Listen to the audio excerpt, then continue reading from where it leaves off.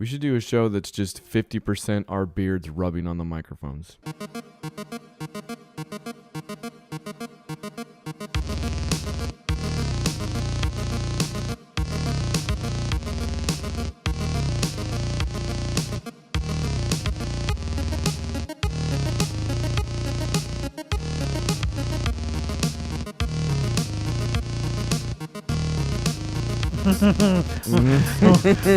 What am I rubbing my beardo on? Welcome to Zero Hit Points, everybody. It's Wednesday, September 28th. What?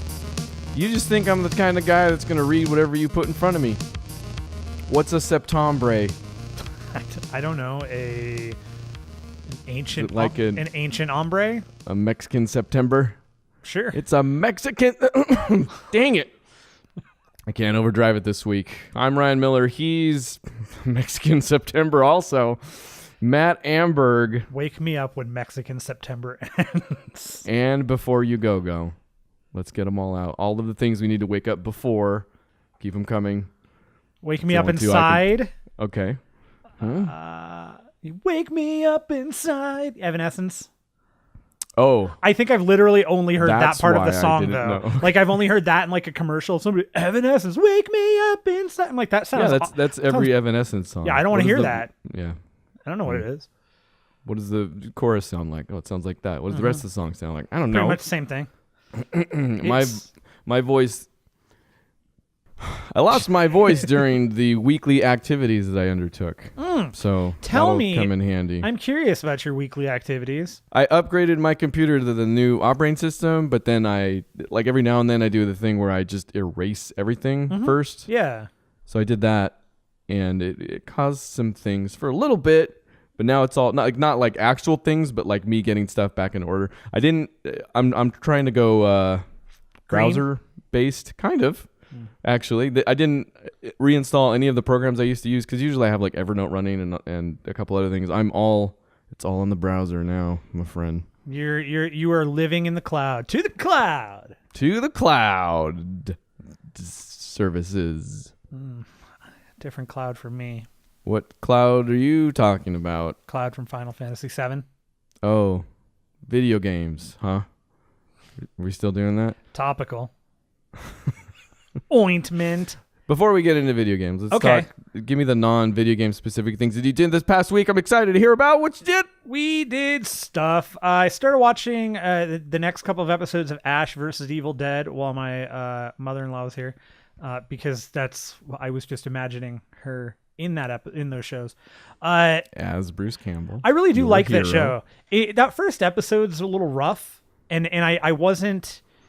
There were a couple things that kind of stand out as like, I guess maybe Ash would become that in his age. But they've kind of smoothed out after that first episode, like kind of went right back into, all right, this is a natural progression for Evil Dead, and I support it and I love it. I think I've heard that show pretty much makes good. Yeah. There was just a couple of things in the first episode that were like he's a little more. It's kind of, there was so the weird. Okay, I guess here's the bizarre progression for me, is that Evil Dead 2 goes into Army of Darkness, and Army of Darkness is the whole traveling back in time, and when he travels back in time, like, it becomes definitely more of an Ash story as opposed to Evil Dead 1 and 2, which are stories about the possession of them. Like, it's about the Evil Dead. Ash just happens to be there. And I mean, the general consensus, even Raimi said it, Evil Dead 2 is really just a remake of Evil Dead 1. He just had more money and could do more with it that he wanted to. Gotcha. So for Evil Dead 2, which was, it still had a good bit of black humor to it, but Ash was mostly alone. We never really got a sense of what he was like with other people. And when he goes back in time for Army of Darkness, they went a little more slapsticky, a little more Three Stooges, which fits Bruce Campbell. And I guess it's just kind of it was a little bit of a shock to see him Like, because they've clearly gotten rid of the Army of Darkness storyline. That's not referenced anymore. It's really that never happened. Like they've cut that from it's Evil Dead 2, and he just it were basically Evil Dead, but with interspliced bits of Evil Dead 2. So Evil Dead 2 ends exactly the same way Evil Dead 1 ends ish, where he kind that's weird because everything I see about the show makes me think that they're very much. Like it's a spiritual successor in at least to Army of Darkness. Not like yet. Really? No. As far as I can tell, they have not referenced I him know, going like, back in time. Timeline-wise, maybe, but it seems like I mean, that is the spirit they're trying to ape, right? No, definitely. But I guess it's a little more. There were a little more like womanizer things to him that I was kind of not expecting. He's, womanizer. Yeah, I don't know. He's just. It's a popular song. I've heard it so many times. Probably by Evanescence, honestly. Today. There's no, But in any respect, everybody else in the show's great. Lucid Lawless is awesome. It's a cool show. It's a good success of Evil Dead, so I highly recommend that. The thing you're actually interested in, though, is I went and saw Echo and the Bunnymen this week. Yeah. And shockingly, so the front four were all the original members. The drummer and the keyboardist were not. Money back. So yeah, I Refund. basically just put in earplugs and then I just stomped my feet the entire time. They were good, man. They were very solid live. His voice, I cannot believe he still has the voice. Like I keep hearing this about somebody recently saw The Cure not too long ago too, and same Robert thing. Smith. Yeah. Yeah, they say everybody sounds the same. Yeah. All these old people, they have the same voice apparently. Yeah, it's crazy though. Like especially with Ian McCulloch, because his voice is so there's such a specific sound to it and such a timbre to it that you'd think age would impact that. And it just, it's like listening to Nick Cave. It was like, I guess, listening to Peter Murphy. Those guys just have not lost any of it. They've somehow been able to keep that particular sound that they had, and they were amazing. They were really, really good. They played every great song that they ever wrote. They played, right before Killing Moon, he said, "This is the best song that was ever written." And then they followed that up with Bring On the Dancing Horses, and he's like, "This is the second best song ever written." Nice. And I asked Beth, so Beth had seen them about 20 years ago. And I asked her, like musically, do you feel like they were similar? She's like, to my memory, yeah, like they sounded pretty good. Obviously their stage presence isn't based around bouncing around the stage. Right. Their stage presence truly is like Ian McCulloch just kind of, he stands there and he's just, you're drawn to him. You just want to watch him.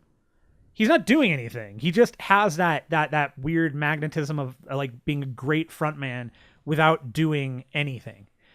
And she was like, and that's what he was like before. It's like the only major difference is this time he was kind of like, he was way more insulting to the crowd. And maybe it's just because he's gotten older and crankier. He was just like, was he? Dude, there was a guy in the front. He's like, you in the Smith shirt. Piss off. They were the worst. and he brought back years ago, he had mentioned how they were better than the Beatles, and he mentioned that again. He's like, he retreaded stuff from like 1989, Well, that's what you go there for. No, he's like, remember my talking points from when we were popular? Yeah. Here you go. He had them. He had like a list of them. It was on the set list. It was, like, mention better than Beatles. Okay. The set list was good too. Moon. They were like, I was actually, again, I was surprised. They played for a full 2 hours. Jeez. Like that. They blew it out, man. They went crazy.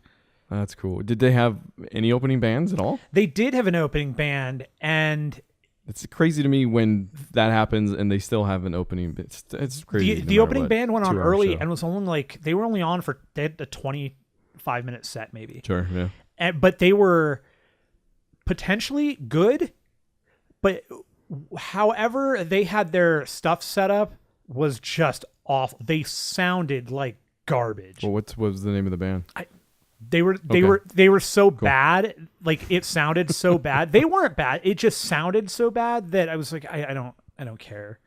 All right. Something Ophelia though, so you know they're a goth band. Something Ophelia. That's not like something that's Ophelia. a pretty legitimate band. Something I feel ya. Yeah, I feel ya. like something, and then the name Ophelia because they're depressing and all whatever. of the replacement names for the band that you've come up with just actually still sound like band names. Something Ophelia sounds like it's still a band name. You know what, Sean? What are we doing? Something Ophelia. I think it's in. But they were great though, man. It was a fantastic show. Beth and I had a great time. She totally like. So fun fact: her son Ian, he's named after 2 musicians, and Ian McCullough is one of them. Oh, really? Yeah. So she was Wait, you can't name somebody after 2 people. Yeah, because they're both named Ian. Ian McCullough. But you got to choose one. No, she didn't, because they're both you named can't Ian. just be like both. She's like Ian McCullough and Ian Mackay. Suck it. And Sir Ian McKellen. I wish that would have been better. Just keep putting the Ians in there. Why not? Yeah. You got 2. Just keep piling them on. Who knows? Ian Mackay. I'm named after like 20 Ryans. You are Ryan Lochte. Ryan. Oh, jeez. Ryan Reynolds. Ryan Reynolds. Yep. That's Those a were good the one. 2 people that when my parents had me, they were like, Ryan O'Neal. Tatum O'Neal's dad. April O'Neal. April O'Neal. The Ninja Turtle. The Ninja Turtle character, not the adult film star. I'm not gonna say. That's No, I'm we saying leave for that you. open to mystery. I don't. That's not a mystery. We want to go down. Well, see, you might think you know the answer. But the answer may surprise you. So concerts, huh? Mm-hmm. And in theory, we were supposed to go to one tonight, What? but I have to work, so I'm not going to get to go. So you have not bought tickets for whatever this No, imaginary concert No, of we yours have is. we have tickets for it. And now you can't go. And now I Wait, can't go. you didn't know your work schedule? We bought the tickets months ago. Your eyes a little bigger than your stomach? Yes, but also the tickets were bought months ago, well before this was decided. I had no idea this change was going to happen. I couldn't make that choice, man. What's the band? The Specials. Oh, that's right. You told me about that. Yeah. Hey, you know what? Guess who's not very special? Me. So that's it. So now tell me about your experiences this week. Yeah, I did. I went to, speaking of people that sound exactly the same, I went to like it's called Poso Picnic in the Park. Okay. 3rd annual. So tell me what happened at the picnic in the park. Okay, so 5 bands kind of in a, it's like a 5 festival bands. type thing. Mini festival, yes. One leaves. It's so many. One dead festival. Ryan went. Bad Samaritans, Manic Hispanic. Great name. Which I'm not familiar with their work. Aside from their t-shirts, Manic Hispanic had some really good, they were basically all like Hispanic takes on other popular t-shirts, pretty much. Like they had that Misfits shirt with like some Mad Doggers on it, or basically All good right, stuff. I can dig that. But then Youth Brigade, NoFX, and Descendents. Myself essentially being there for Youth Brigade, and the Descendents. Youth Brigade was freaking great, super amazing. I'm trying to think now. I know at least the bass player wasn't original. Thinking back to what you were saying, but he was good. He was pretty funny because the dude, the lead singer was original, like main dude, obviously, and he was pretty sure the oldest guy on stage, which is saying a lot considering the Descendants were up later on that night. 65. It's not bad. But the bass player was pretty funny. He's like, back when I formed Youth Brigade in 1980, whatever, apparently he was 6 months old at that point. So I would say he's definitely not an original member. No, he is not. That does Although, make sense. I kind of wish he was. Me too. He can be in your but heart. they were super good. They were freaking amazing. Nice. How long did they play? Youth Brigade, not terribly long. Like half hour, 45 minutes? Good sets. I mean, Youth Brigade only has like 2.5 maybe albums total out there, which all come on a single CD for like 20 years now. Right, and which means each song is only 2 minutes long. None of them are terribly long. No. But so they get through a good chunk. There were actually 2 I didn't know, so I don't know how that happens. Like I thought, they must have more music out there. I thought you were I thought you were a fan. I know. I guess not. I'm a failure. And then NoFX did their thing, which I mean, I like NoFX. They're all right. NoFX, White Trash and Ribbed are my go-tos, and then I kind of fell off after that. And those are great, fantastic albums. I mean, some the first I ever heard, but I didn't expect them to play, and they played one song from each of those albums, so I thought that was cool. Don't Call Me White. They did not play that. The Bruise. The Crew, maybe you're thinking? No, I'm thinking of The Bruise. Okay. It's about them. It's about the Jew aspect of them. It's the Hebe part. The 2 Hebes. Yeah. I did not. Okay. So I didn't say. I know White Trash, 2 Hebes and a Bean, album. It's my favorite song because the whole thing is we're the Bruise, sporting anti-swastika tattoos. Did they say Bruise? Yeah. I thought it was We're the Crew. We're the boys, the Orthodox Hasidic OGOs. Yeah, it's a great song. It's the Bruise.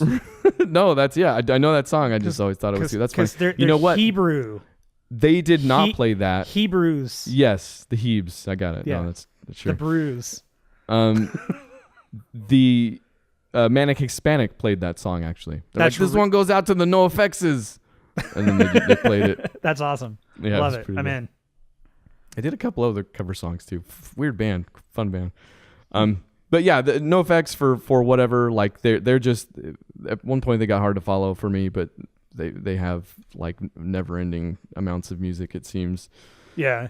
But for whatever, they always put on a good show. Like Fat Mike never phones it in, I don't think. Or might phone it in, but turns that into a show all on its own. Sure.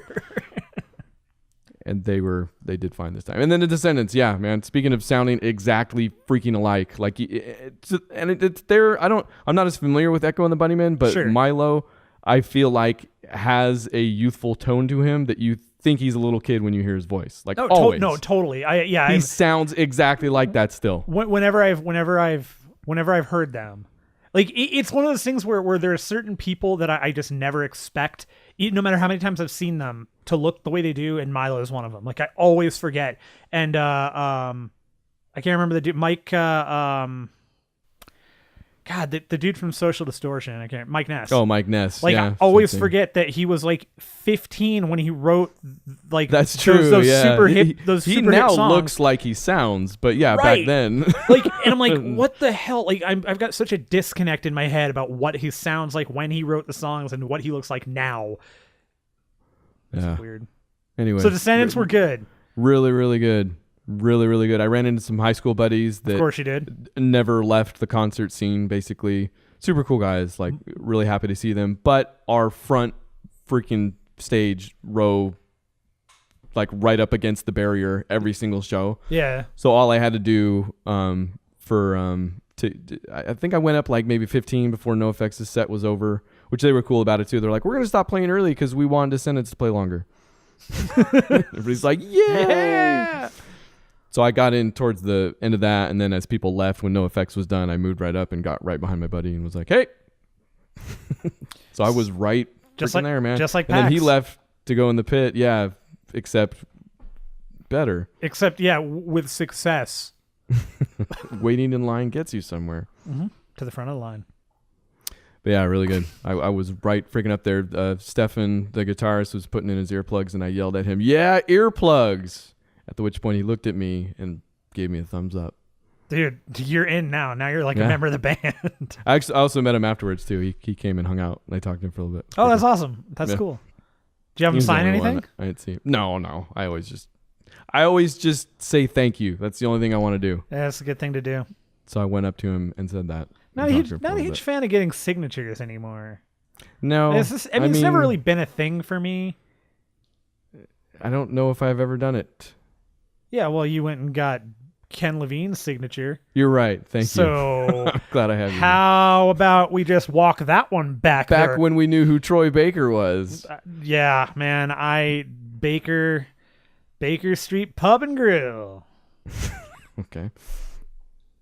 Yeah, went in the pit for Youth Brigade, re-injured my ribs and sprained my thumb. So, like immediately too, not even like after. Yeah, successful. Yeah. So basically, just trying to not be squished into that injured rib for the rest of the night was my main thing. Did Pretty much you succeeded. mug coffee mug? Yeah, they played it. I got that whole song. Like I wanted to get one song. There's a whole 30 seconds long. Yes, it's 30 seconds long. Well, I mean it would have been. Me hates all the people with their phones up. Like there's a part in me that's like, that's stupid. Just watch the show. Be and there. then the other part of me yeah. is like, just one song. Just get one song. That's all you have to do. Everybody else is doing it. They're not going to care. There's a dude at Echo that I watched. So we were up on a balcony, and the balcony, like, I'll send you the picture of where we were at. Like, you can see, we were like right there. We could see the whole band, with the exception of the guitar player and the bass player, because they were on like stage left, like all the way to the left, and it was like right underneath us. But there was a dude that was right on the balcony, like he was on the edge of it. The entire time he had his arm anchored, he never moved, and he just had his phone rolling the entire freaking. And like that, at least I can't. I can't. Nah, this is stupid. This is dumb. Like, I get taking a picture. I totally get that. Taking multiple pictures, that I get. But videotape one whole song, right? That's what I can do. I can get that. I can get behind that, I guess. All right. But man, the whole show, dude, you're missing out on the show to watch it on your phone. Like, that's just dumb. I actually got 2 Descendents songs. But again, at a punk show, I put it up and they did Coffee Mug, and then I was like, you can see the video. I'm putting my phone back in my pocket. Tell me they did all. Started playing. They did not do all, but they started playing Bikeage as I was putting my phone back in my pocket. So I put it right back up and got that as well. Yeah, and I got a Youth Brigade one in there. It's good show. I will go back to that probably next year. Apparently, this is the 3rd one. They're going to do it. Keep doing it. Are the Descendants always the headliners? No. It's different every year. Like last year was, I want to say, Misfits. Millencolin? No. I've heard Hide Nor Hair from Millencolin, which I guess I didn't really listen to them though. They were any band. I'll recognize any band that was like either got picked up by Fat Wreck for a while or Epitaph, and ended up on some sort of compilation CD. Like Millencolin's one of those, but I never really. I found a whole bunch of those bands through the one of the compilation discs, and I can't remember what it's called, but it was the volume 2 Fat Music of it. for Fat People. No, it was Survival of the Fattest. It was not a fat. Oh, Fat was not in the title. Punkorama. That's it. Punkorama Volume 2. Right. That was the one, and I love that record. That was a great compilation. Some good stuff on it. They got to be up to like 20 something now. That one had 50. That one had TSOL on it. I don't think I had that one then. You won't I think I had more than the first and second. I don't know that you will enjoy that song in particular. Hey, I watched some movies. This is easy. Movies? Yeah, let's talk about some movies like I've renamed this one. See if you can guess what it is. Okay. The Magnificent. The Magnificent Seven. I think we're like 1 year away before the one to 2 remakes away before they just call it the Magnificent. Magnificent. How was the Denzel Washington, Antoine Fuqua helmed Magnificent Seven? It was good. I enjoyed it. I will tell you, that movie has intrigued me since day one. Huge fan. Love the original. Love Seven Samurai. Love all of the cast members. But in particular, I am an unabashed fan of Ethan Hawke. And I really, really feel like Ethan Hawke and Westerns go together real well. He is Real dependable, that Ethan Hawke. He is. He's just a solid actor all the time. And you're right. Like he's really good in this. Everybody's. I mean, it's way more of a. It's a popcorn movie. Like it's. I feel it's not transcendent. Like it's not gonna even maybe make you miss Westerns all that much. Like it's a modern. Sure. Western-ish thing. I mean, the whole time I was actually very, very thankful that they like nobody busted out and like, you know, like that there weren't any like rap music intros or something. Nothing against rap music, but you know what I'm saying? Like when they do. Yeah, you have something against it. Basically, it's the they do like a Baz Luhrmann thing or something like that, like the anachronistic music Yes. to the thing. Yeah. So No, I very understand. happy they didn't go with that. Me too. Especially since I hated the trailer music for the trailers. I don't remember the trailer music. They used bad music. Okay. They did not, from what I can tell, use bad music in the actual movie. It's good. It's solid. Like God. they make some significant changes to the story, which we, I guess, might get into a little based on the second movie I saw this week. But they're really smart decisions, I feel like, that update the movie. Like it's hard to say. Okay, so the second movie I watched this week was The Magnificent Seven. Sure. Okay. From 1960. So here's my ultimate question in regards to the two. And I'm not asking for an analogous character because the characters are not necessarily analogous in the first place. You don't really have a one-to-one between the two movies as far as I can tell. But I'm curious. Correct. Is one of them a coward? Because... Yes. Okay. Cool, because I have an idea of who I think it would be or who it should be in my head just based on the cast, but I'm trying to remember in the original it was Robert. It wasn't Robert Stack. It was Robert Vaughn. Robert Vaughn. That's Yeah. it. And he was great. He was so good because he was so cocksure at the beginning, and then he's the coward. He is. Okay, so so the 1970 Magnificent Seven, like it's also no John Ford movie. Like it's No. also probably what a popcorn movie would be considered like at that time. Like it's looking at it from now, like I don't want to get too into that because it's very much of its time in that case where like, like speaking of Robert Vaughn, like when he does die, like he literally like Bugs Bunnies into a wall and Yeah. kind of like slides down. Everything's very, very strange, in that way, like those little tiny off things about movies that were made back then, right? Which I love. Yeah, no, they're very lovable, but strange, almost from Sure. time to time. Anyways, it's smart changes made from movie to movie. And the other thing I wanted to say about the new one is that there's not a bunch or any. They do a really good job with hiding or avoiding the whole CGI cinematography thing. That's good. Kind of a turn off, yeah, which also I felt like would have been a temptation given the whole, sunsets and the prairie and all that stuff or whatever. Right. Really cool until the last freaking shot, which is the stupidest CGI piece of garbage. Like it's such a down freaking note to end that film on. And I don't want to give away what it is because it does. In every single one of the Magnificent movies, because the Magnificent Seven from the 60s had 3 sequels. Yeah, I mean, none of them ever really followed. I don't think any of the original character, and I don't think any of the original characters were like any of the original actors were there. No, I think Yul Brynner was the only one that popped. I don't know. Anyways, I don't know. Whatever. The thing, somebody always dies. One of the main cast at least always dies, right? That's the thing. So Right. I'm not giving anything away by saying that people die in every Magnificent Seven movie. Yeah, they have to. Somebody's got to go. In the new one, it's this slow pan across the gravestones. It's all CGI, and like the wheat is like blowing in the wind, and it's CGI. It's so stupid. why I'm don't- like, why- why? Why don't you You're just doing build so the good. gravestone? Just knock it into the ground like every other movie. That's like the cheapest thing you could do. It was dumb. It was a bummer, but still good. Still good. The 60s one also totally enjoyable. Not as action oriented, which when I say there were smart changes to the new one, they did a lot of stuff to kind of rearrange things so that you get kind of the modern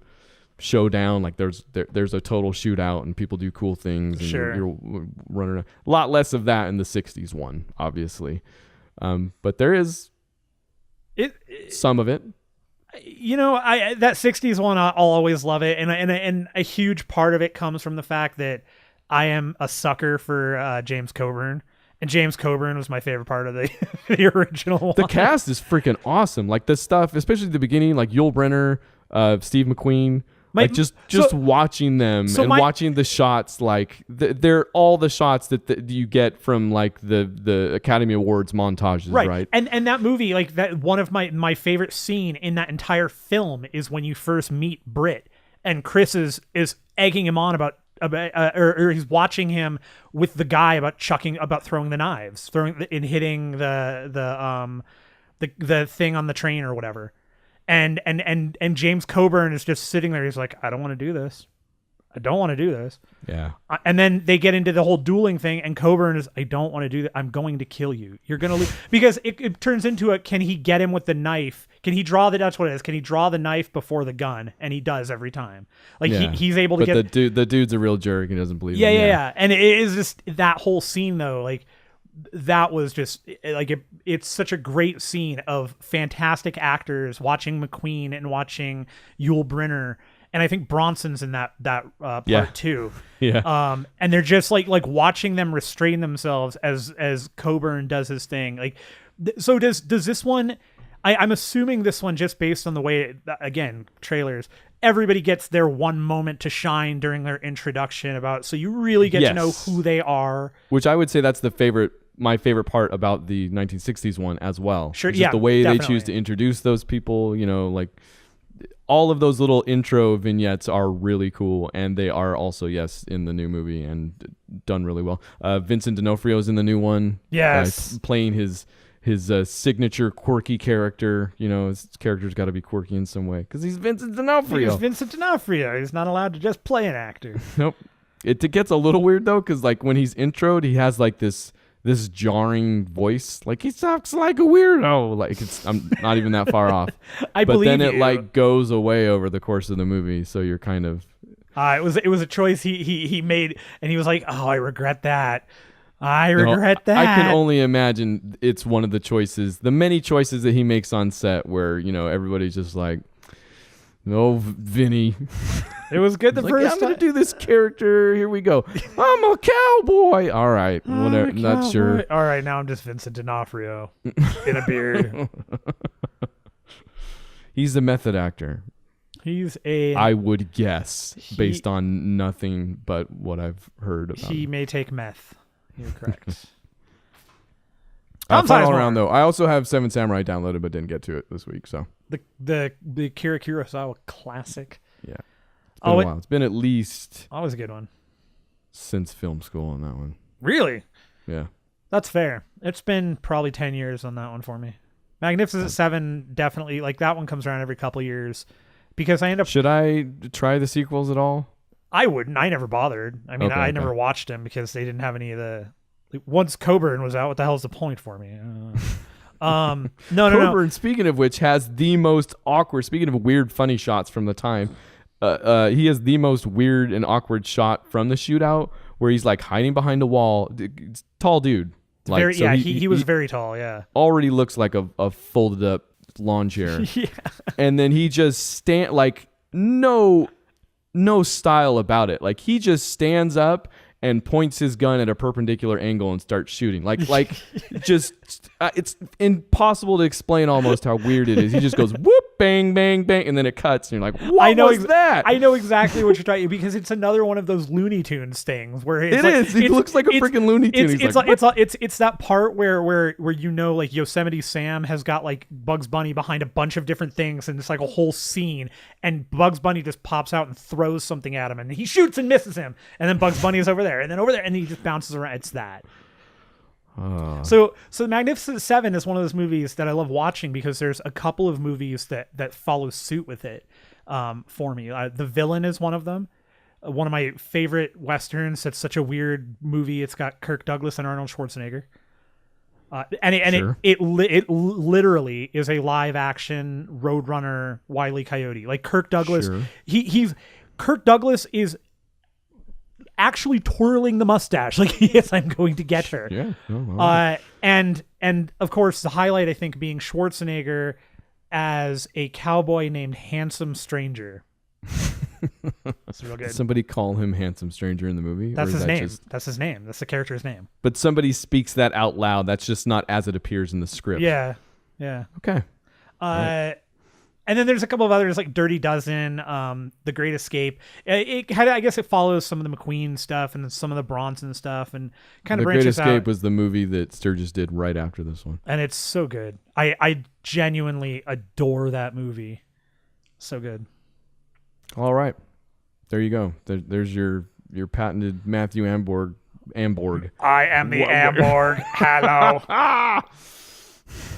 Let us That's talk enough. about video games now. The rest of this isn't going to take too long. This will be great. Okay. Hey, what video games did you play? Oh, that's how interaction works and how discussion goes. Cool. We're 40 minutes in and haven't talked about anything. Or have we talked about everything? We have not. That sounds good. I think I'll have that. Flo. On this piece of paper, it says Devil Daggers. It is Devil Daggers. I played it. I downloaded. So I bought the. I got the Humble Bundle this week because it had Devil Daggers in it, and I was like, $12. I'll put in for. I'll donate some money. I'll get some games and stuff. And this is the only game that I've actually downloaded on it. I think it comes Zoo Tycoon or something else is in it, but I don't care about that. Devil Daggers. So Devil Daggers is a very, very... Is there a way to combine the two, man? How I wish. Devil Daggers is one of the weirdest games. It's been out for a while. This isn't a new game, but it's just a single arena shooter. It's very 16-bit, old Doom style almost.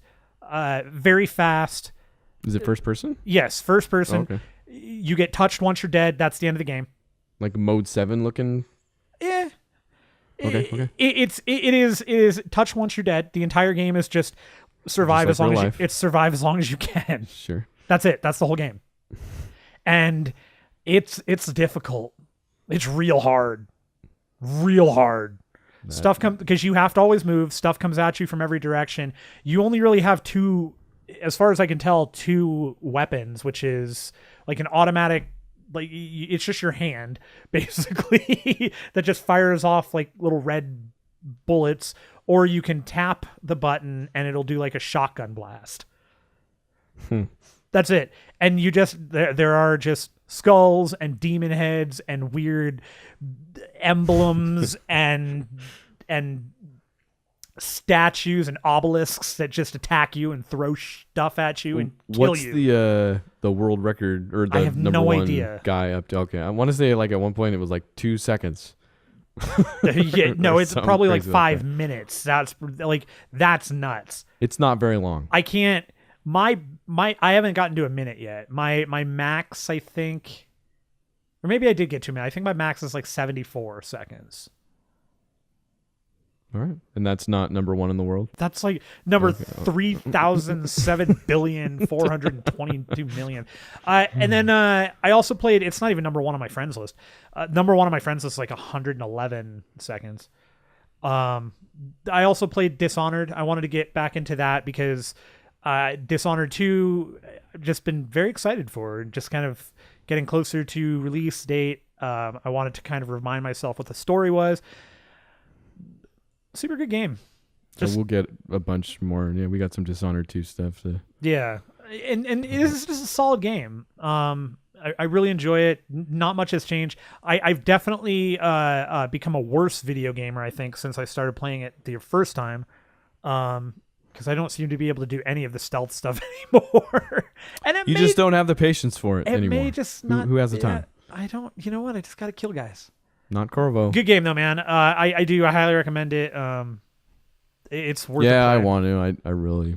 And then everything else. I freaking have it. I have it and all the DLC on 360. I just kind of want to play the definitive now, I think. one. Isn't it? I don't think it is because they did the definitive edition. I don't know that that's ever mattering anymore. You don't matter. That's true. I've been told that by a lot of people, including my family, my mother.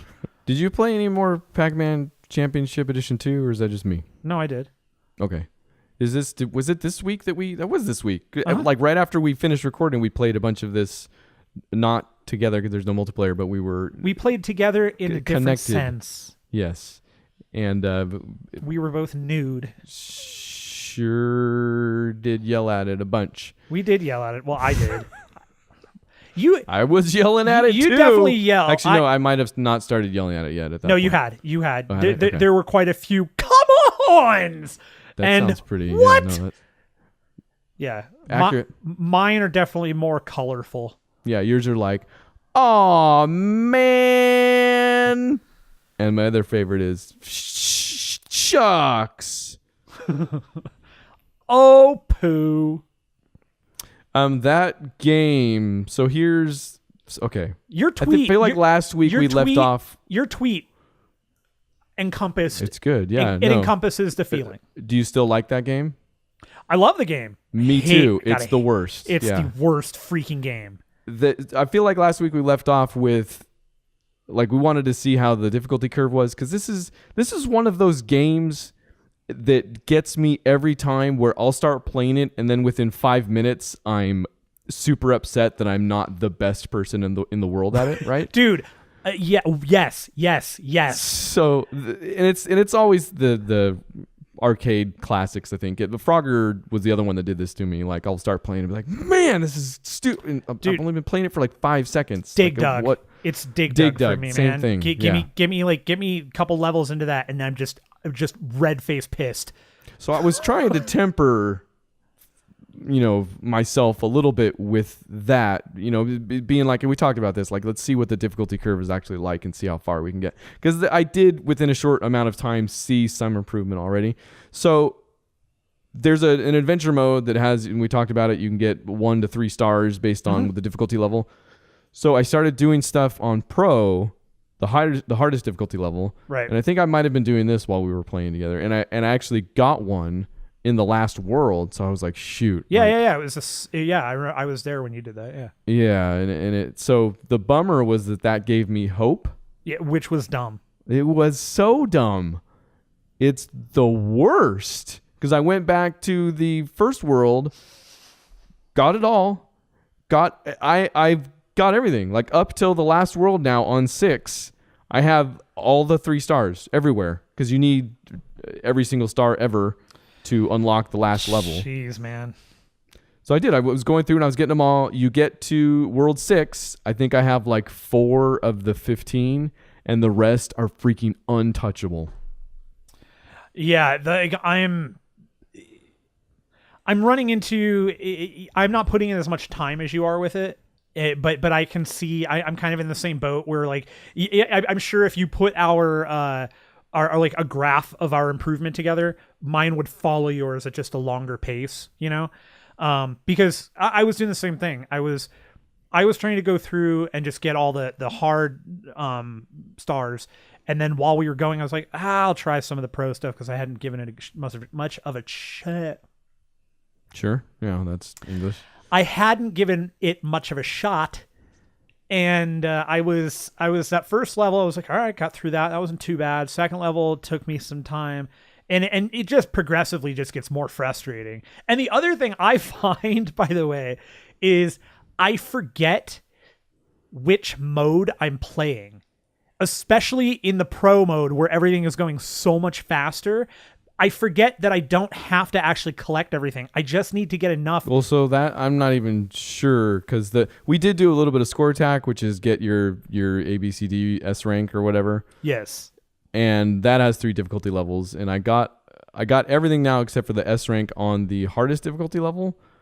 And when you talk about like not having to collect everything, so the only way I was actually able to get all the ranks was when I did go through and collect everything on those score attacks. Now, I haven't looked up any YouTube videos about the adventure mode, so maybe that's one of the ways to do it. And that's what I'm saying, is in the adventure mode, you don't have to collect everything. I know you don't have to, but can you get... Okay, so this is a stupid thing about the game. This is legitimately bad. Like, though a lot of those last challenges in the last world are basically asking you to do score attack mode, except you don't get any bonuses for extra lives or extra bombs at the end. So it gives you a time limit, and it's like get 5 million within 5 minutes or 6 minutes or something like that, which is the S rank score. So number one, it's just asking you to replay that mode without any of the bonuses in this other mode, which is stupid. It's dumb. And the other thing about getting the bonuses in the other mode, even in score attack, is that you need to collect everything. Yeah. Including the extra men, getting the extra bombs for getting all the dots, and then not use any of them so you can get the bonus points after. And you have to do all of that. Like, you have to find the exact optimal routes to do it in, because yeah, it's better if you can follow the dots, because then the ghosts appear too. Which that part's cool. It's just the fact that they're asking you to basically not play these elements of the game, right, to get a high score. And that's something you and I talked about while we were playing, is that they put in all of these new mechanics, like the bomb. So if you're in trouble, use the bomb, go back to the beginning. Except you won't you get can't. The score. Yeah, it's never at no point to get those S ranks. It is not worth it. You can't. And that does suck. It does suck that to get the highest levels, to get the highest point score, you have to play the game without using any of the mechanics. While the game gets to continue abusing its own mechanics, such as you touch the ghost once, so now you're back to regular Pac-Man. Like the game, there's up until those levels, the game has got a pretty good balance between old mechanics and new mechanics, and it makes sense. But once you start getting into that stuff, those mechanics blur too much for me, and I don't think there's a good balance there. Yeah, it's the higher levels of play start to demand a whole lot of. Also, we talked about the controls. Yes, and that's the other thing. I need to play more of it to see if. I mean, there's somebody out there that can maintain that degree of accuracy. That there always is. Controls probably aren't an issue, but for me, I'm turning bad on corners way too often, and it's super freaking frustrating. Yeah, and and we talked about this last week as well. The D-pad for me is totally unusable. I have to use the stick, and it is a significant increase in my ability to maintain life. But in either case, there's either like. The sensitivities on that thing are so weird. Yeah. It's so weird because there are times when I'm like, I know I should have made that turn, and then I don't. And there are times when I'm like, I barely touched the controller, I barely touched the stick, and I made the turn way early. The window's so small, though, I can't. That's why I'm saying, like, I don't know if I can come down that the controls are bad. It's just they require an amount of exactness that I might not be up to, or they're bad and I can't tell because I'm not that good anyways. Either way, you know what? I blame everybody but myself. Hey, what if we interrupted this podcast with a PAX West 2016 mega code for Battleborn? It's got all sorts of letters. Here they are: H, C, K, 3, J, J, W, 9, J, 3, Z, B, C, T, 9, F, C, X, J, 3, B, 9, W, K, 9. If you put that into something that's connected to a PlayStation 4, PC, or Xbox One, you'll get like all sorts of skins and things for the game that I never played the game. I don't know. Congratulations. Here's the podcast. We also played Star Wars Battlefront. Battle. We did a hit play for Battlefront. Yeah, we did. That was the stream last, which should go up this week. Maybe, and probably will be the stream this week too. Could very well be. I am enjoying all of the DLC. You got the season pass. I wasted my money on the season pass. Why did you waste your money, Matt? I don't. There are. I don't know, man.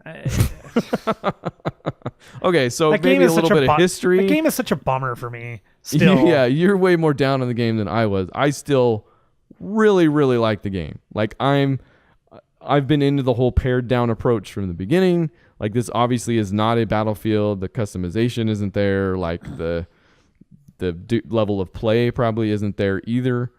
And I'm totally fine with and love. And I think. Which this part I think we agree on is that the Star Wars aspect of it is done amazingly. Absolutely. Like sound to look to everything is spot on and fantastic. The DLC is right up there with that. Like the levels look freaking great. I am a huge fan of everything they did in Bespin. That whole pack for me is like so super cool. Yeah. That pack to me is the standout. Like I know that the Death Star is the one that brought me back and actually got me to buy it, but the Bespin pack, man, like that pack is way better. Like that pack just blows my mind. All those environments. I love flying around in a cloud car. The cloud car crashing in a cloud car into everything with a cloud car. Just a clown car. It's great. Love the clown car. When we're in it. Boom. But you're I think just coming back to things that you didn't have always not appreciated so much about the game. So yeah, the gun talk about those, and I'll disagree with them. I have never liked the gunplay in the game. It's always been very frustrating to me. You have liked it. Wait, no, I'm bad at this. Okay, no. Go ahead. I like this. Let's go with this direction though, because that was not what I expected. So you know what? All right, fine. I did like the gunplay, but I don't like the way they changed it in the DLC. How's that? Put that in your pipe and smoke it. All right. Yeah, the gunplay in the game has never felt right to me. It's always felt a little weird, I guess. Maybe maybe I'm just bad at it. I'm not blaming the controller. But the guns, like, I don't like the new guns that they added. I do like the new heroes. The new heroes, I think, added a lot of variety and nine super fun to play. No, yeah, it's Neon. I don't go to hell. I don't care who claims that. I don't care that Dice probably. The English announcer lady seems to think it's Nyan Nunba or so. I can't remember how she says it. Yeah, I like Neon Numb. Yeah, those are cool. The environments are great. Game looks great. It just comes down to the guns. I'm just not a huge fan of any of the blasters, and I will say this about any game. Battlefield suffers from it. Battlefront suffers from it. Every other freaking first-person shooter, with the exception of actually Overwatch at this point, which shocks me, is like the one game that doesn't suffer from it all that much, and maybe it's because of the way it's built. I hate games, especially open games like this, that have idiot snipers that just sit there for hours. And on top of, like, one of the more frustrating things is, yeah, we're coming into some of the DLC late, so don't know, we need jetpacks on half these levels because morons are going to go jump up on top of rocks. They're going to jump up past that spot into another spot and just sit there with a freaking cycler rifle or whatever. And it's just, definitely not a cycler rifle, because that thing's a piece of garbage. I don't know how you kill anybody with that thing anyways. But whatever, you know what, the pulse rifle. I know what you mean. But it's I hate every game like that allows for that and supports it. And this game, like, many levels were rife with it, and I was not a fan of any of those levels. So to an extent, that's been a Battlefield problem forever. Yes, right? And it's not something I enjoy in Battlefield either, which is this is not a Battlefield game. We said that, but I think it's similar enough that it gets a little bit of that. But also, you mentioned Overwatch. Like, there is a part of this that's hard to go back. Like, it's after Overwatch, this is a little more jarring. Like, the movement speed is slower, especially since there are now modes that are essentially payload, right? Like, you're escorting a payload. Overwatch does it. Yeah, you're welcome. In such a way. I mean, yes, it all comes down to these clutch moments, like almost every game, to the point where you're like, I don't know what the math or the level design is here, but you can tell it's kind of forcing it. Like, that Overwatch is an incredibly well-balanced game, and shines totally, in those moments. Totally different world, but you're... It does not happen. It's or at least it's way more obvious or naked in Battlefront. It's also not as narrow. To a doorway, and it's like, you can tell this is the spot where it's going to be a heart. It's going to be a slog. Like, this was designed to be that. Right. Yeah. And so there is. I thought that more than once, that it was, man, like, after playing Overwatch, it's almost hard to go back. I hope the next Battlefront game is more like Overwatch. I agree. It will take some cues from it, at least. I mean, that's the way that shooters have been headed ever since Titanfall. You know, I'd be down with Star Wars Overwatch. I'm not gonna lie to you. You make the Star Wars of Overwatch. And I'll play that game. Well, the other thing being, when people do camp on the top of the hill, like, if that was Overwatch, I'd be like, okay, I'll switch to my counter, which I won't anyways, because I'm just already playing Hanzo. Because you're already countering. But there's none of that in Battlefield. Like, if I haven't spec'd a loadout with a jetpack in it, which I don't, because I want something offensive than jumpy, then I'm just kind of screwed. I gotta hang back and try and snipe them from the floor with not a sniper rifle. Although I guess I can change my blaster, but the sniper blasters are my least favorite gun in that game. Again, yeah, and on top of that, half those guns come from HUT contracts that are not contracts that are fun to even do. That's the other thing. I do not like the HUT contract idea. Is cool. The execution of them, 90% of them are contracts that I will never undertake, because they are the exact thing I don't like doing. It's get 55 kills, Getting kills. with get 55 kills in any game mode with any gun in any amount of time ever. Like, I can't do that. But that might be a little more broad than that's too much. I'm not a huge fan of the HUT contracts. But here's where the game. Before you move on from the HUT contracts, then I am a big fan of the HUT contracts. Well, yeah, because you had enough money to go and unlock all of them. That was part of it. I've been playing Base Commander, which I wasn't going to mention, but I have. They instituted daily challenges or daily maps or whatever not too long ago. So you get daily 750 bases. credits for doing each daily challenge, I think. So I've been doing that pretty much every night, like while I brush my teeth. Just got in the habit. So I had 100K just sitting for me. And I bought all of the HUT contracts. I have 4,000. But the cool thing is you buy them all, which means you start them all, which means you run them all at the same time, which I thought was cool. You're not like having to wait to complete one, or you can only have 3 active at a time. So that was cool. I also don't mind what they're asking you to do either. Like, I'm having a lot of fun with it. It's introducing variation. Yeah. It's keeping stuff interesting for me. So there's that. Okay, but here's where the game absolutely, like, the HUT contracts I can take or leave. They're not requirements. I don't have to do them. On some level, there are a few that absolutely are requirements now with the way the game plays. The back to bomb being one. Had to do it. Fine, not a big deal. Some of the other ones, though, I think are going to be a requirement, just, again, based on how everybody else plays, and there's not necessarily counters to some of those weapons without having that weapon. But that being said, they did also implement a game mode on, I think Bespin is where we've played it multiple times. I don't know if it's on the other maps. Maybe. Oh, right. Okay. This straight up pisses me off, and it's probably a low point. So the rebels have to destroy, and it's totally Bespin because it has to do with the Tiberian gas or the I don't think I've played it anywhere else. Yeah, you're defending generators. So you have to blow up 3 gas generator things, or defend them, and then once they're blown up, there's a spot where all the rebels go to evacuate, and you have to go and sit there for X amount of time. At the beginning or defend it till all the enemies dead. I'm still not even completely clear. Right. Okay. So here's the problem with this whole thing. Number one, the game starts the rebels off with their hero tokens available right away, or very, very, very soon after. So getting the bombs onto the things seems like a thing that needs to happen very quickly to keep all of your heroes alive. Because the moment the 3 bombs are detonated, the Empire gets their heroes. We have not played a game yet where we have won on the rebel side. The team trying to get away wins. Right. We have not played a game like never that. won it. We've only won it on the opposite side. You have to be on the Empire because your freaking heroes are all chewed up health-wise, probably dead. They just got 3 or 4 new heroes that come in and wipe the floor with you. And here's where this pisses me off even more. Not that. I can deal with that. Fine, we got heroes. There's enough of us. Plus, we can attack that. That's survivable.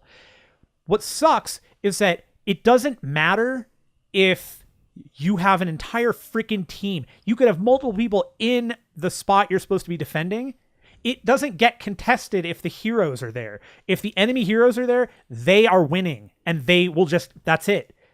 Although I did see it switch to contested at one point. I just don't know what triggered it. And it was like a flash too. So you can do something to contest it, but you must have to have every single player on your team in there, because as far as it might be, because as far as I can tell, if they have one hero in there, ticks down. It's not contesting. It's like times 2, times 4, up to times 12, and I'm like, I don't know what that means, but that means how many people are in there. But it's like bad guys or good guys. Well, if it's counting down red, it's bad guys. If it's counting down it's red and blue though. Like one of them's it's both. Hey, that's a game mode. Yeah, I don't know. I don't like it. Not a huge fan. The rest of it is good. You know it's everything fine. You've just said you don't like about it. It doesn't even matter, because guess what? They did one good thing perfectly right, which makes me play it forever.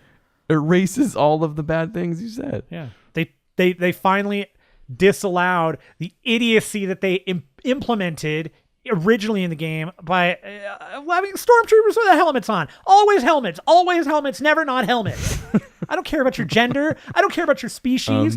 The best was the flavor text that came with this, because this came with the Death Star DLC, I'm pretty sure, or very close to it.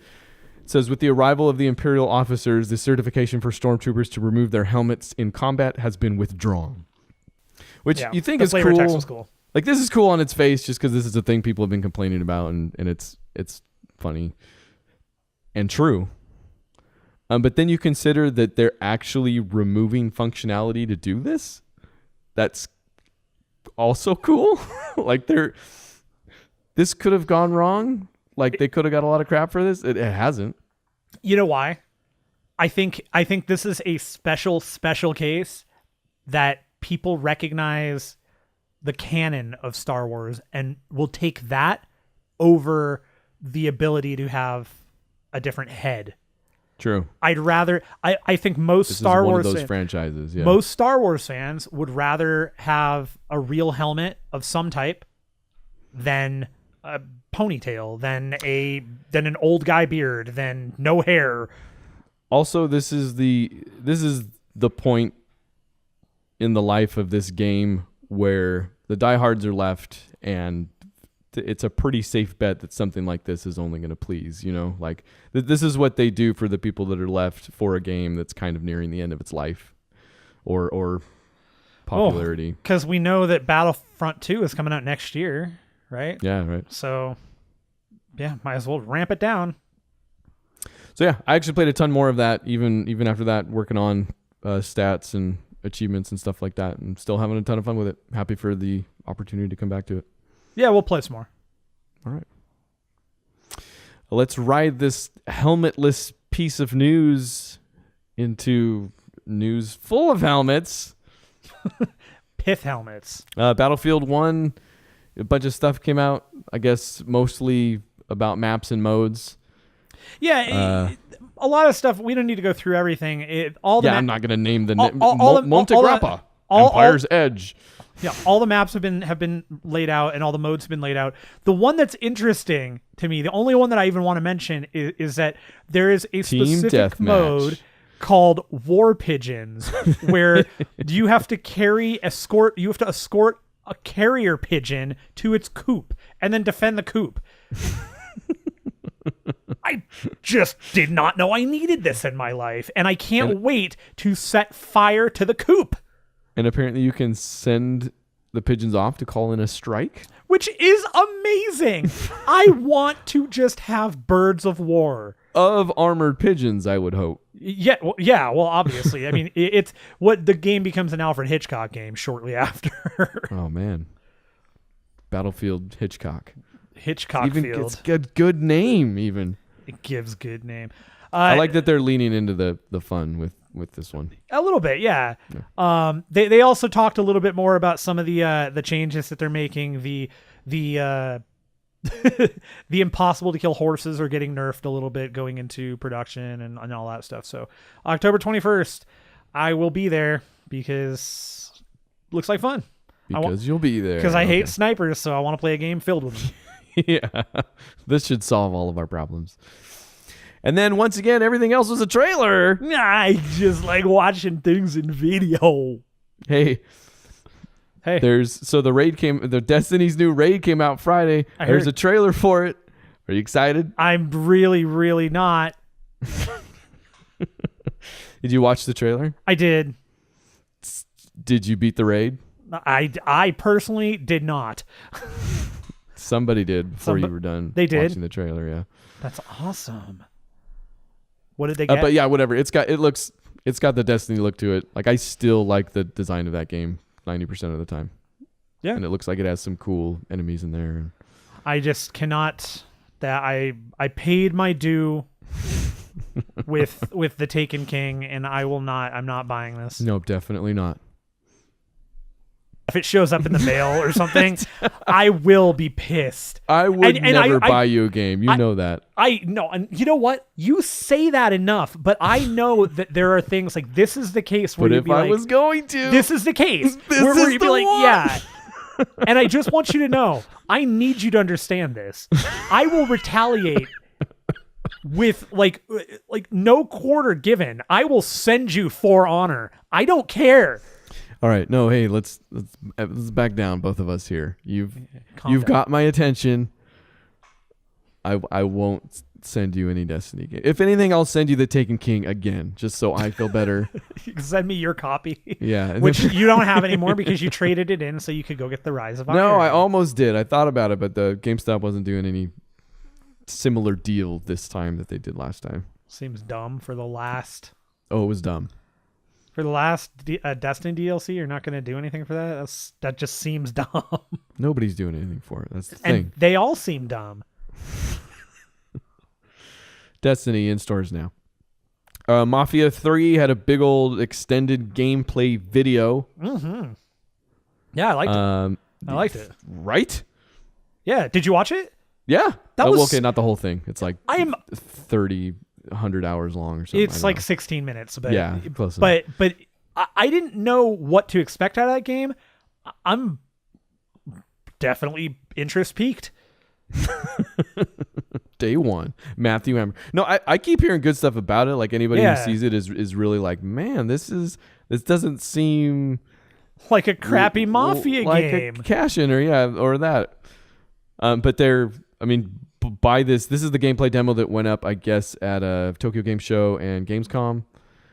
But the look, like it's 60s to the core. Like some of it filtered through, like one of those rounded corner set top boxes. Yes. The music, like the soundtrack, is amazing. Like sounds really good, and it's kind of set in this whole New Orleans ish place. New Bordeaux. Yeah, there you go. Really, really cool. Like all surface stuff, but really cool. Like I tried to scrub through on the video a little bit until it got to actual gameplay. Nothing I saw said new or innovative, really. No.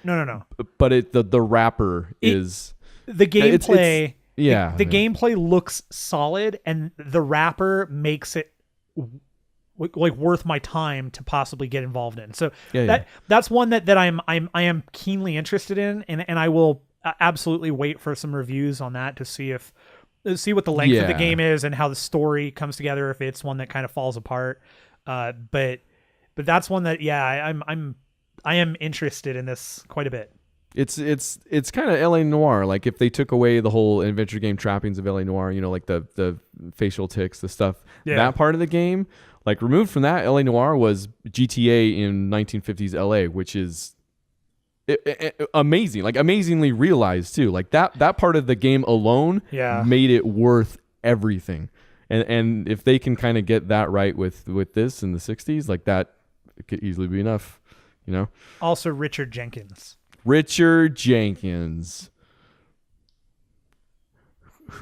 Who's Richard Jenkins? He's a famous actor.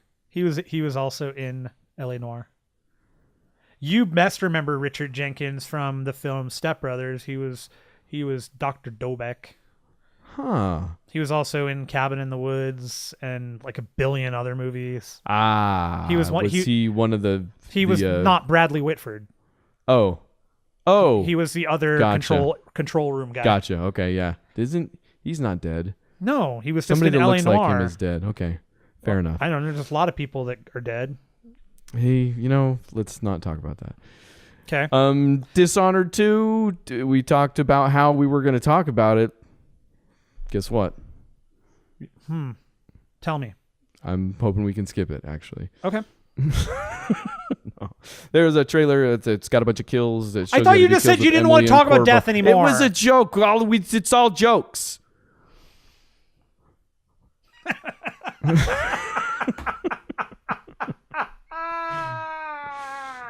The trailer's cool. Whatever. We've talked about enough Dishonored 2 trailers. I think, in fact, that we can skip that part. But there was an interesting quote from the dude Dishonored at gmail.com. What's his name? You know what? Emily. You're the one going with this now, so I'm going with dudedishonored@gmail.com. Harvey Smith. Harvey. He had this weird quote that was basically the thing that people want you to think is it's the the one thing that they took to make the headline that Harvey Smith himself is like, man, come on. The headline is players won't understand Dishonored 2 till they play it twice. Yeah, no, it's Harvey Smith. Awesome clickbaity title. It's stupid, right? Because then you read the thing and he's like, oh, there's been some confusion. I just want everybody to understand that there's a moment at the beginning of the game where you choose Emily or Corvo and then play as them for the rest of the game, and won't be able to experience the other half unless you go through and play it again. Like there's no like uppity dude here saying like, you're not really going to understand my game unless you play it fully with both characters for 40 hours. That's exactly what he did mean, and then he got called out on it. But there was confusion. People didn't know if you were going to go back and forth between story, like during the story, would you be Corvo, would you be Emily? And and so the game's going to start you off as Emily, and then you will get a choice at some point to play one or the other. Yeah. All right. I'm just looking forward to it. I'm glad we cleared that up. You know what? You're not going to understand this podcast until you listen to it twice. The kill trailer, by the way, yeah, we don't need to talk about it, but there's a whole bunch of cool stuff in there that they've improved on from the first game. So if you enjoyed a whole bunch of those cool, like those chain kills from the first game that you'd see people doing, this game is totally upping the content there. Yeah. It's giving you a lot to play with, for sure. November 11. 4 days later, November 15th, is Watch Dogs 2. You like Dags? There's You like Dags? Yeah.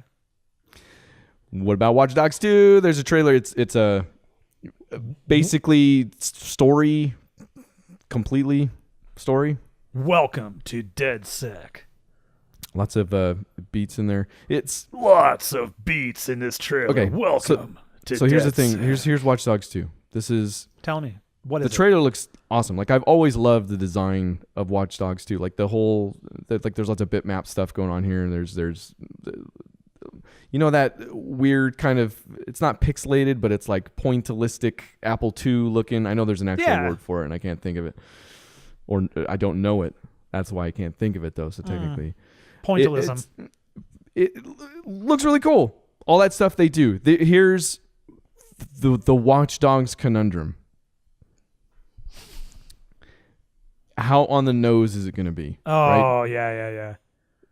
How much of it is going to come off or be turned into or actually come out as hacking? Hopefully it is Hacker Man from Kung Fury. He can hack his way through time. And it didn't give me a lot of hope when the main bad dude's name is Dusan Nemec. That is one of those things I think is funny about any media is when people are building a bad guy, it's like they want to have this super iconic name. So they come up with the dumbest, like most evil sounding names when it's never evil sounding name I could do. That's what I'd prefer here. It's not even doesn't sound like douche. Douche is the first part of his name. It sounds like that totally sounds like they're attempting to create like the most evil guy ever.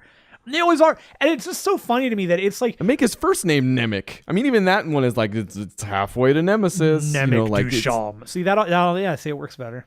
Yeah, I mean at that point, just call him Negan and give him a bat. He's gonna hack your face off with his bat. Bad hacks. Bad hacks. Na Corvo. Yooka Laylee has another trailer out. So wait. Are we just you just trailed off and killed Watch Dogs 2 right there? Well, you were the one that no bat hacked or whatever. That doesn't kill it. I thought look, okay. So I go back to this because we both enjoyed Watch Dogs.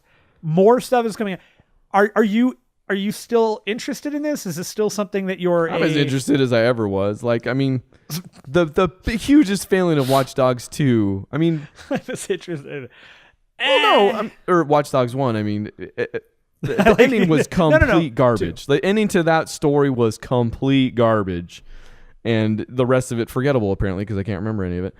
But actually, that's not true. I remember T-Bone. He's back in this game. Gotta love the Watch bone. Dogs 2. It's I see the story. I'm interested in the story. They peppered that trailer with gameplay, none of which looked terribly different from the original game. It does look pretty similar, right? I mean, they've showed stuff in the past that's made it look like they're making meaningful improvements. Yeah, I don't know. Maybe they're not. Maybe It goes back to that thing. Like, how on the nose is it going to be? Like, is it going to be something that's interwoven in a way that makes, because the Watch Dogs had atmosphere at least. Like, can they make better on that, or is it just going to be more of the same? Like, can they give me a hacking, not mini game, but a hacking mini game?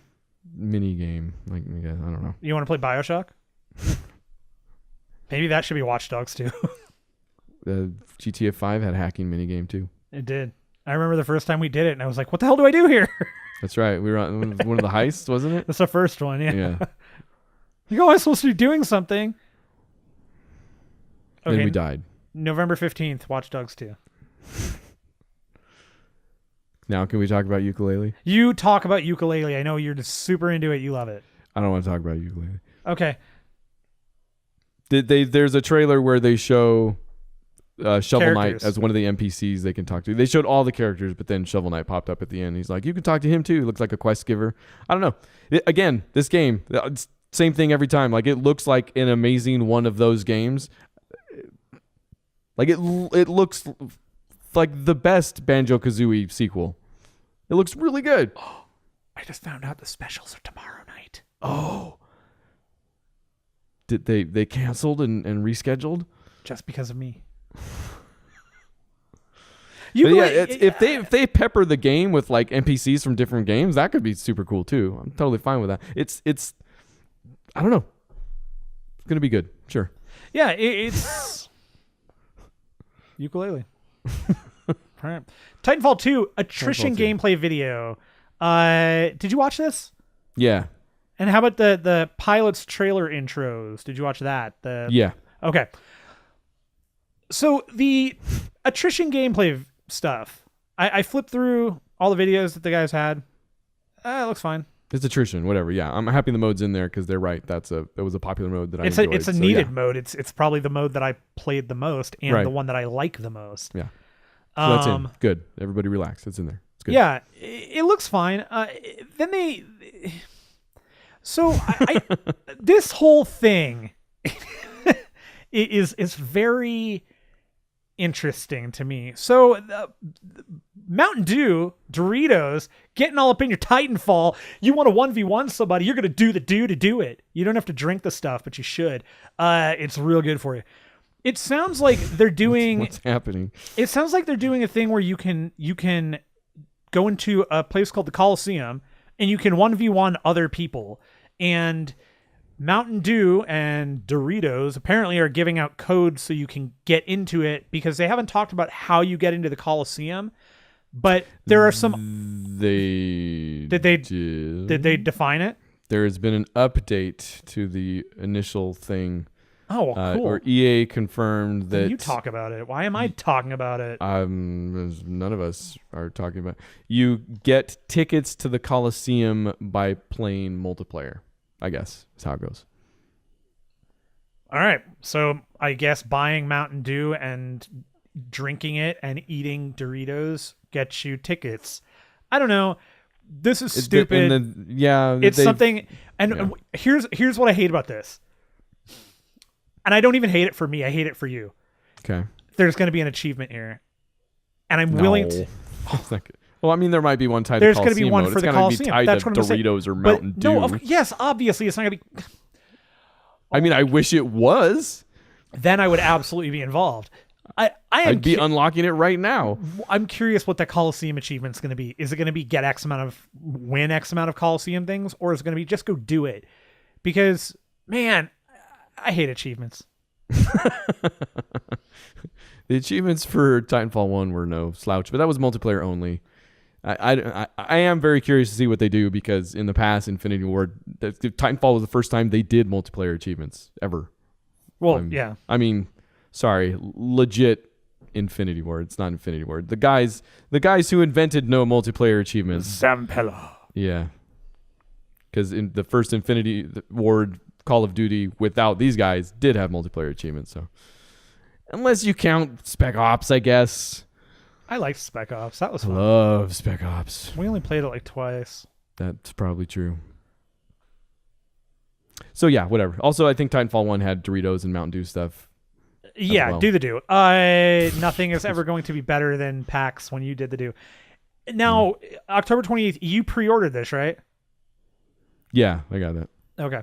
All for right. $10. $10 Mm-hmm.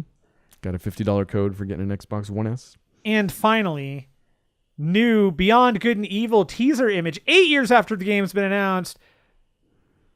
Yeah, right? Picture of finally Beyond a marketing schedule I can get behind. Beyond Good and Evil 2.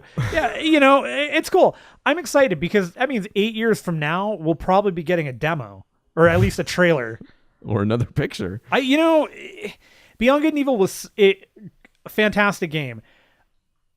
At this point, you have to wonder if Beyond Good and Evil 2, which has, it's had a storied history. It's been in development and in development hell for 8 years. Yeah, is this game gonna? I have to wonder if this game is going to be a victim of its own hype. Like almost like the Duke Forever thing. Also, I'm saying I feel like it's been a press-induced development hell. Like I feel like somebody mentioned at some point and probably just never should have. And then from then on, that they just always ask the dude, and he always says, like, he's not going to say no because he will. He's just like, it's whatever the probably like. Yeah, I'm going to do that eventually. I think the simple equivalent to not working on it is to go, I'm not working on it. And that takes us to my favorite segment and mine, the lightning round. Right. It is your turn this week, Ryan. So here we go. Lightning round. Ryan Miller, 30 seconds on the clock. Are you ready to engage? Are you actually putting 30 seconds on any clock? In the lightning round. Okay. Criterion Games says Burnout Paradise backwards compatibility info coming soon. I'm going to buy that game. I'm going to get that game. Blizzard rebranding Battle.net to Blizzard prefixes. So Battle.not then. Forza Horizon 1 reaches end of life as all will be delisted. So Forza Event Horizon then. Bungie is releasing a Destiny children's book. It's just pictures though. The actual story is surfaced on Bungie.net. If you go visit, it takes like 100 hours to get through it, and then you kind of remember one character from the franchise known for its childlike stories. All right, I think there's probably more. I will say I'm disappointed in the lack of dinklage. Now with double the dinklage. Games coming out tomorrow. Burly Men at Sea. I added some of these, by the way. What's the next one? Burly Men. I'm not reading the next one because I don't know if it's a real game. It is. Burly Men at Sea. I'm dubious on, but either way, I'd play it. Burly Men at Sea is a real game. Tons of semen. You're telling me Demon Gaze is a real game? Yep. Demon Gaze. Yep. Probably not the way you spelled it. You said it right. What does it matter how I spelled it? On the 30th, the 30th day of the month. It's very 30. This was one of mine. Yokai Watch 2, Bony Spirits and Fleshy Souls. I don't know what it means, but I want it. And October 4th, Atari Flashback Classics Volumes 1 and 2. That's like every game ever on the Atari. And yeah, man. I didn't even know this was a thing that existed. I just told you it existed. Fair enough. This is all of the games. I can't think of any Atari game that's not in here. I bet I can. There's a bunch. I'm thinking of it right now. Also on October 4th, Rocksmith 2014 edition remastered. If you already own Rocksmith 2014, this is a free update. You'll get it automatically. If you don't, I really cannot stress enough that if you like playing guitar, this is not going to teach you necessarily how to play, but it will keep your chops up, and it's a lot of fun to learn how to actually play most of the songs. So it's a good one. Highly recommended. Okay. I'll tell you what. This coming week version is not going to work when it comes out, you realize. Probably not. This week, there is a very good chance that I will play some video games. I will play more Battlefront, because we already have. There will be more Pac-Man. There will be more Overwatch. There will be more Dishonored. And there will be Blood. Fair. I don't like that movie. I love that movie just fine. Hey, Ryan, what are you going to play video games this week? Probably many of those things you said, if that's okay. It's not. Also, go to the website, because why not? And we might continue to be a little slim on content for the next week or two as life finds a way. It does. We have some stuff in the pipeline, though. There's a couple of cool little ideas we've got floating around that I'm very excited and keen to get working on. Oh, that's right. I should look at that pipeline thing. You should look at das Pipelinen. There are just ridiculous semblances of Monday and Friday videos and streams. Are we going to stream tomorrow? Again, we are going to stream tomorrow. Yes. You said it might be Battlefront. I'm glad very... we talked about this. Yeah. Very, very excited for video games. And I've been streaming a little bit more. I haven't been tweeting stuff out, mostly because it's been a lot of I am concerned personally about the quality, whereas Ryan seems to think it's great. And I just don't know what to think anymore. Freaking love it. So maybe one of these days I will do some tweeting and streaming and try and get on an actual streaming schedule. Whoa. You're going to stream yourself tweeting? Yeah. Okay. That's all. I'm just going to stream myself tweeting. All right. It'll be cool. All right. All right. All right.